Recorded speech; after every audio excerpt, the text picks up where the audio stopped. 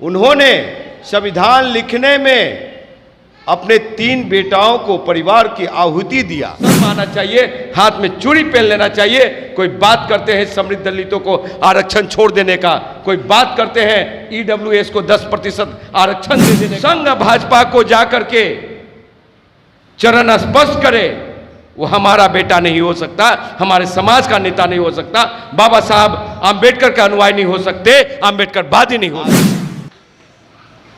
बाबा साहब आम्बेडकर को, उनके स्मृति को और उनके दिए हुए संवैधानिक अधिकार को हम लोग याद कर रहे हैं।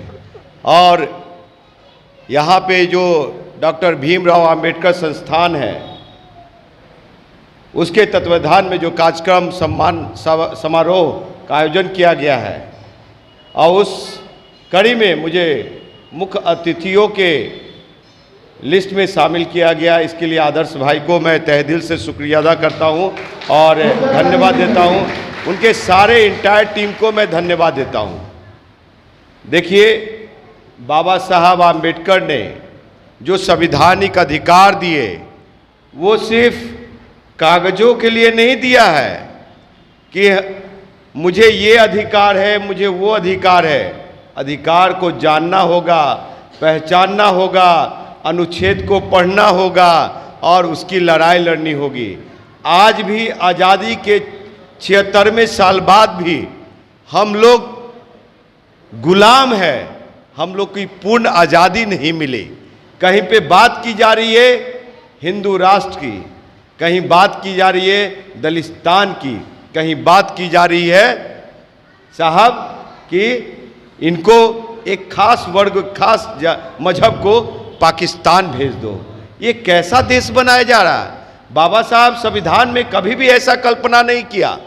उन्होंने संविधान लिखने में अपने 3 बेटाओं को परिवार की आहुति दिया, फिर भी, और उन्होंने ऐसा नहीं, उनके नज़र में कभी भी डिस्क्रिमिनेशन नहीं हुई।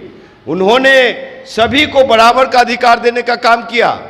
आज हर एक जाति, हर एक धर्म की बेटियां जब शादी के बाद वो गर्भवती बनती है तो मैटरनिटी लीव का प्रावधान और किसी ने दिया तो उसका डॉक्टर BR आम्बेडकर नाम है। तो वैसे आम्बेडकर साहब को ये कहना कि एक सिर्फ जाति को, धर्म को, और जब बाबा साहब की बात छिड़ी है तो आरक्षण की भी बात छिड़नी चाहिए। बाबा साहब आम्बेडकर ने जब संवैधानिक अधिकार दिए, ऐसे तो हम लोग को आरक्षण ये आज़ादी से पहले ही मिल गया था, 1935 में ही, अंग्रेजी हुकूमत में ही। तो उस समय जानते हैं साहब देश की कुल जनसंख्या कितनी थी? देश की कुल जनसंख्या मात्र 40 करोड़ था। आज हम लोग की कुल जनसंख्या कितनी है? देश की कुल जनसंख्या कितनी है? 140 करोड़। लेकिन हमारी आरक्षण 22.5% का 22.5% ही है। ये हम लोग बहुजनों को शर्म आनी चाहिए। और हमारे नेतृत्वकर्ता जो लोकसभा में बैठे हैं, जो विधानसभा में बैठे हैं, जिस अनुसूचित जाति जनजाति के आरक्षित सीट पे बैठे हैं, उन लोग को शर्म आना चाहिए, हाथ में चूड़ी पहन लेना चाहिए। कोई बात करते हैं समृद्ध दलितों को आरक्षण छोड़ देने का, कोई बात करते हैं ईडब्ल्यूएस को 10% आरक्षण दे देने का। साहब, आज अगर आरक्षण दिया जा रहा है, आरक्षण को बढ़ाया जा रहा है, तो हम देश के अनुसूचित जाति जनजाति का जो आरक्षण है 22.5%, उसको बढ़ा करके 35 से 40% किया जाना चाहिए। ये इंजीनियर राजकुमार पासवान की मांग है और मांग कर रहा है जंतर मंतर से लेकर के बिहार के हर एक जिलों में जाकर के। लेकिन कोई हमारे ही समाज के जाति के लोग, हमारे ही बीच के नेता लोग, मैं नाम लेना नहीं चाहता हूं मैं, वो लोग किसी का हनुमान बना हुआ है, किसी का एजेंट बना हुआ है।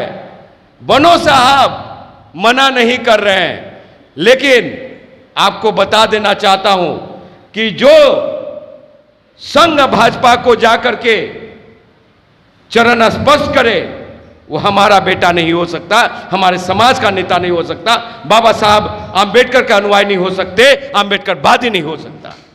ये मेरा मानना है।